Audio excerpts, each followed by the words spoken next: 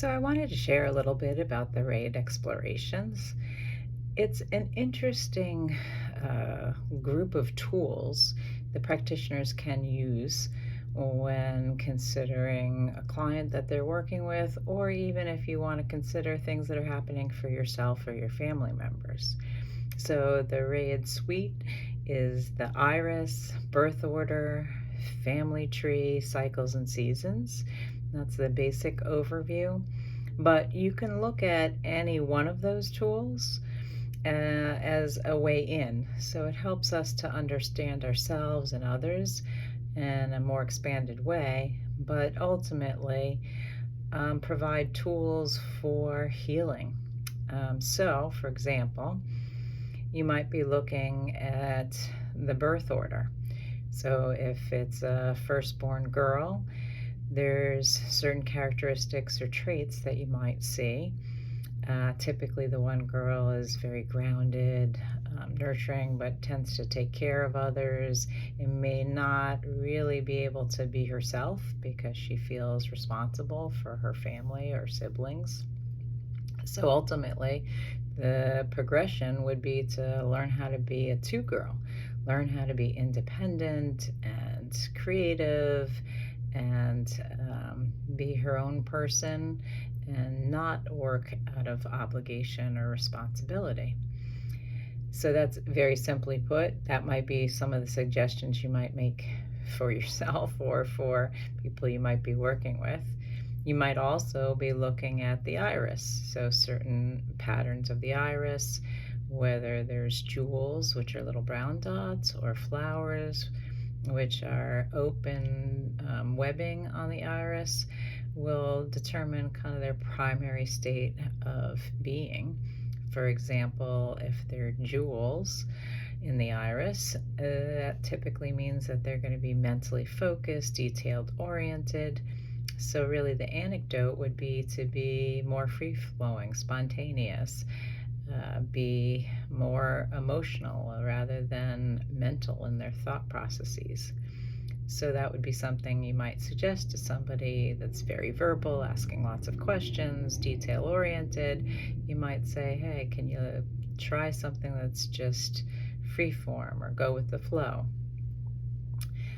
A lot of this is also related to things in the family tree, and of course we might not know our grandparents or great-grandparents. We don't necessarily know the struggles that they might have had, but if there's any kind of symptoms or challenges, emotional or otherwise, physical, within ourselves or our family members, we can actually look to a certain grandparent, and just by talking about it, recognizing it, acknowledging it, sometimes you're able to move past it. It's like when you name it, you actually can be tuned into it, and then ideally we're almost always using the protocol, which is asking for the truth about this problem, this feeling, and anything like it that we've denied or our family has denied.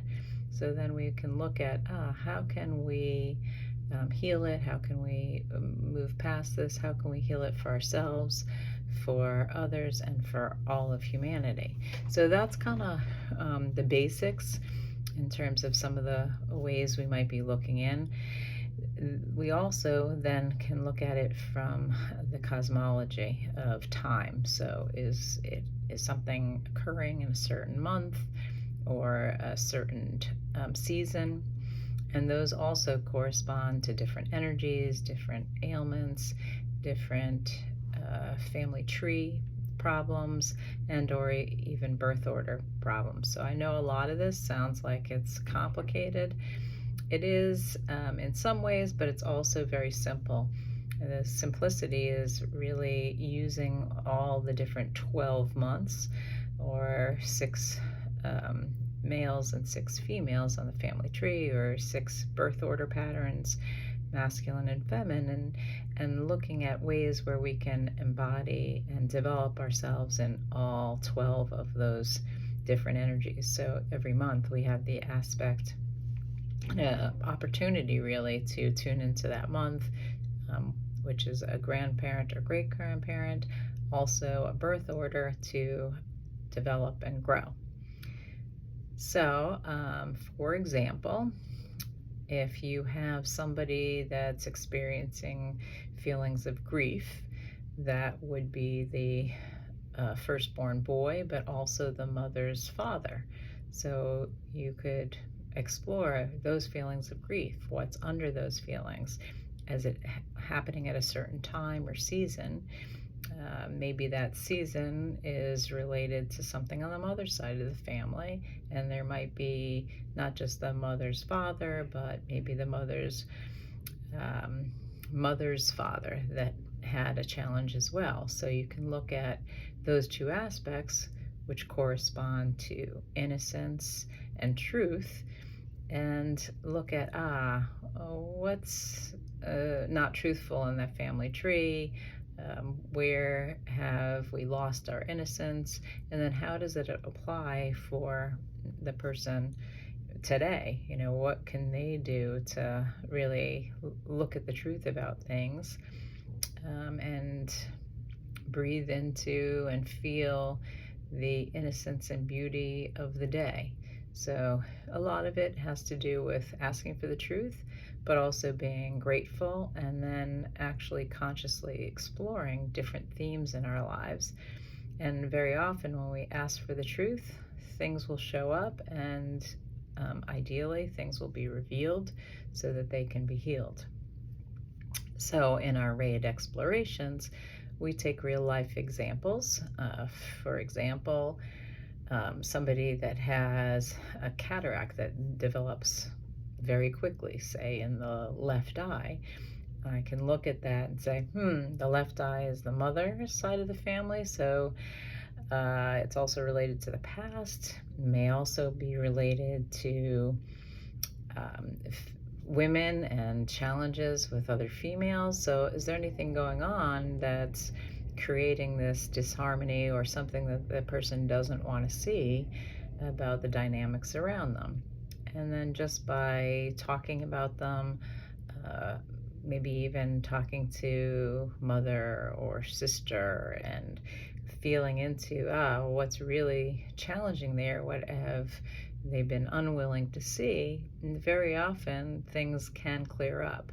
So I actually had a case where the cataract developed within 3 months, and then we started talking about it. It's something from the past, something between siblings, possibly sisters, and it turned out that she had actually just written a book about sexual abuse in her family tree from literally 50 years prior, and she was getting a lot of pushback from family members that she shouldn't write about it, even though she was keeping it anonymous and not identifying specifically who or what happened.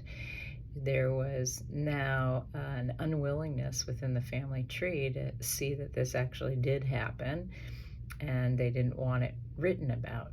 So once she actually did the emotional work around it, and she recognized that that was partly why she wrote the book, she didn't want to have this happening anymore. She didn't want to not see the truth about what really happened in her family tree.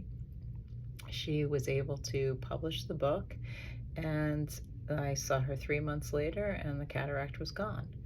So this is really the work in action, and that's part of why we're going to be exploring all sorts of different conditions. It doesn't just have to be vision related, but we will be sharing about these tools and how we can use them, hopefully to heal the body, mind, and soul. Thank you.